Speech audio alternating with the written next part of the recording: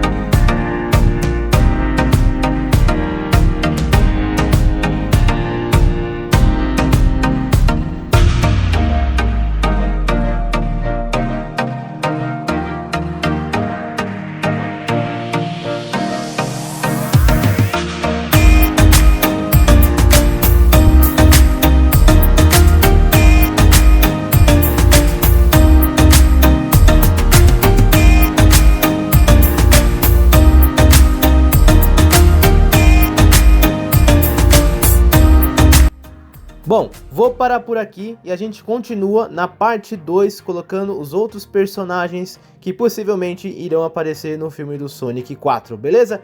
Vai continuar na parte 2. Vou deixar aqui no finalzinho do vídeo para você clicar e assistir a parte 2, valeu? Um abraço e fui!